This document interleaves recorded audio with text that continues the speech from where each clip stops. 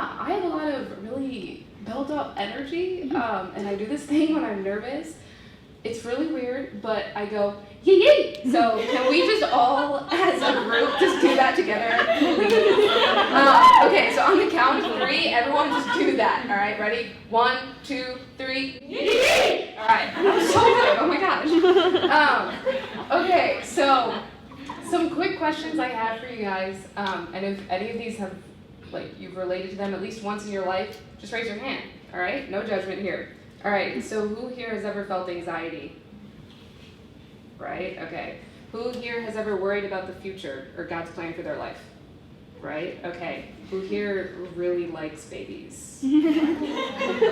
Right, okay. So see, you're in the right place. I'm in the right place. We're all in the right place. It's going to be a great time. So I really love babies. I was a very chunky baby, so my babies are going to be really chunky, which is great in my opinion. But I've always wanted to be a mom. I've always wanted to get married and have a really big family, and I was dead set on that ever since I was a little kid. When I was a sophomore in high school, I had a conversation with a really great friend of mine, and we were talking about where we saw ourselves in 20 years and vocations and stuff like that. And I told him how dead set I was on being a mom and getting married. And he was like, oh, that's great, but did you pray about it yet? And I was like, why would I need to pray about it? I know that's what I want to do. And he said, well, you need to be open because there is a chance that God won't call you to do that. And I don't know about you guys, but I don't like being told that there's a slight possibility that things will not go my way. It's irritating, in my opinion, but this conversation opened up a door of such immense fear in my life, and it became the root of one of my most deep-seated anxieties. The thought of not being able to have a family or be a mom, it haunted me for 4 years. Now, 4 years may not seem like a long time, but when this started, I was a sophomore in high school. I'm now a sophomore in college.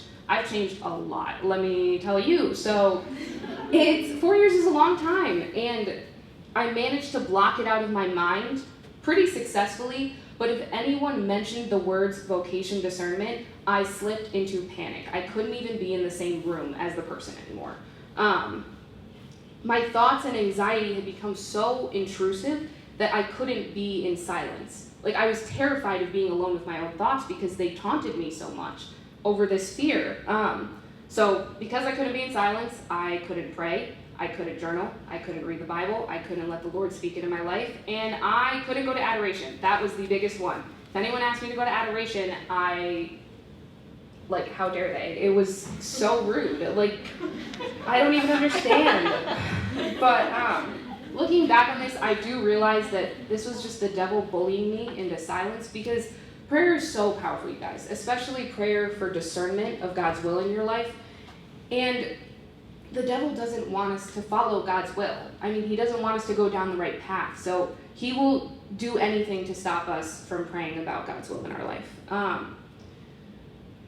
Fast forward a little bit, I was a senior in high school. I got diagnosed with chronic anxiety. Wasn't a huge shock to a lot of people. I don't know, definitely not my mom. My mom was not surprised at all. But now that all my problems had a label on them, this label of anxiety, I was ready to throw some hands. I was ready to go. I took on this personal responsibility to fight my anxiety every day. I would wake up and I'd be like, all right, I'm not gonna be anxious, not gonna be stressed, it's gonna be fine, we're gonna be great, it's gonna be so good, we're gonna do so good, no anxiety. Do you think that worked at all? No. I was very anxious all the time. And because I stopped praying, I pushed God away. And because I pushed God away, I had no one or nothing to worship. So I turned to my aspirations. I started idolizing my aspirations in life.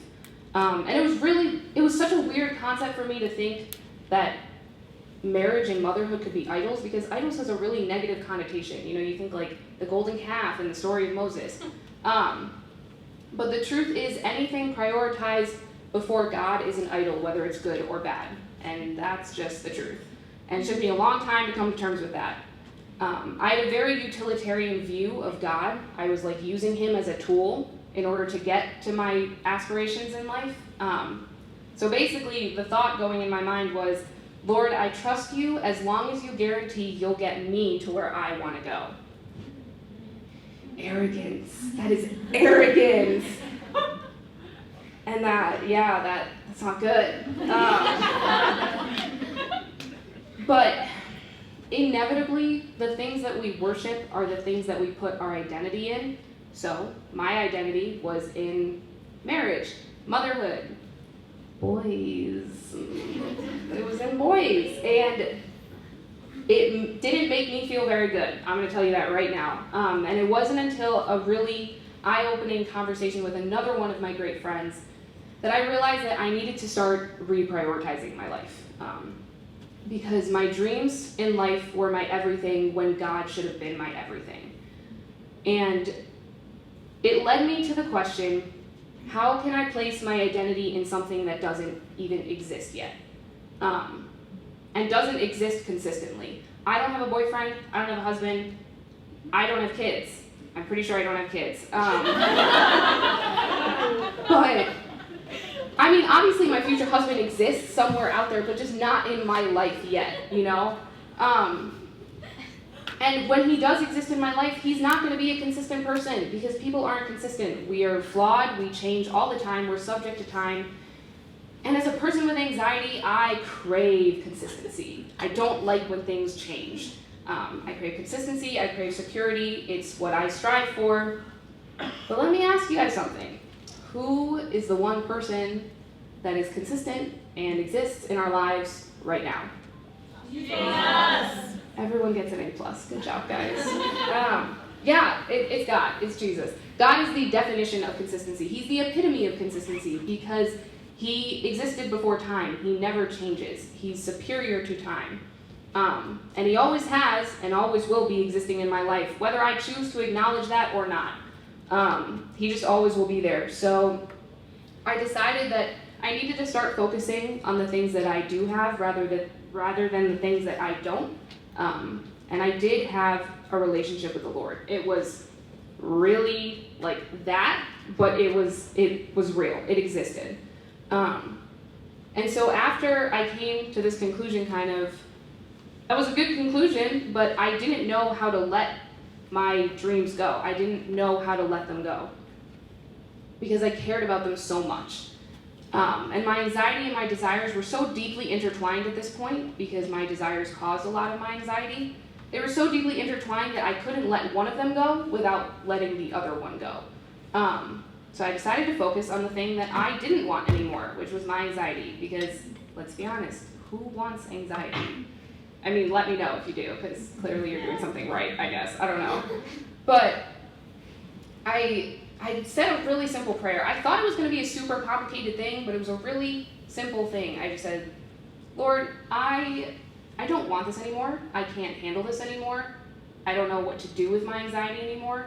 So I'm going to give it to you, and I'm never going to take it back, because I don't want it back. And with that came the peace, the security, and most of all, the willingness to let go of my hopes for my life, which is something I never thought I would have, you guys. The willingness to let go of my dreams. And so I did. I let go of them right then and there, because honestly, I was scared that peace and that willingness was going to go away. So I just did it right away. And I've done it every day since. I've surrendered my life to God every day since.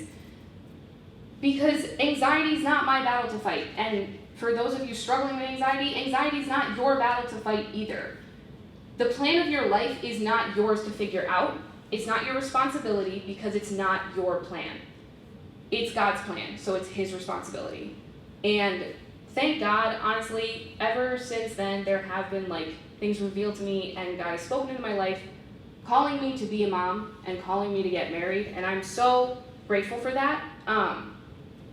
But I do want to say, surrendering your life to God is not a be-all, end-all cure for anxiety. It's not. I still see a therapist every other week. I still struggle with anxiety a lot. Ask any of my friends, they know. But the difference between now and then is that my anxiety is no longer eating me alive. It's no longer taking control of my life, and it's not affecting my physical health. I used to get migraines every other day. I used to constantly be tired. I used to get nauseous all the time, and I was so mentally exhausted that I was so unmotivated to do anything. But now I don't succumb to my anxiety anymore. I don't just let it take over me when I get too tired to fight it. Because I now know that I have someone to redirect it to. I now have someone that I can just lean on, and I can give my anxiety to him because I can't handle it anymore. So I use, every time I get anxious, whether I'm in a social situation or I'm just doing homework or something's not going right, I use it as an opportunity to lean on God's strength and God's love, because I know that he is so happy when I do that. And he's so happy when you guys do that too. I used to think I was a burden, and guys, we're not burdens. God really, really wants us to run to him with our struggles. It's so important, you guys, that we do that, because if we don't, we're not going to be happy. We can't do it on our own. We're not strong enough to do it on our own. We're made for God. And the Lord says, my yoke is easy and my burden is light, but the thing is, that doesn't mean that if we surrender our lives to him, our lives will be easy. Our lives are not going to be easy. Life is not easy, unfortunately.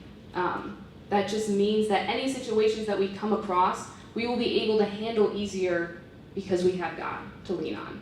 That's what that means. We can take the burden off of ourselves and we can put it onto him, because he wants to do that, you guys. He wants to carry our burdens.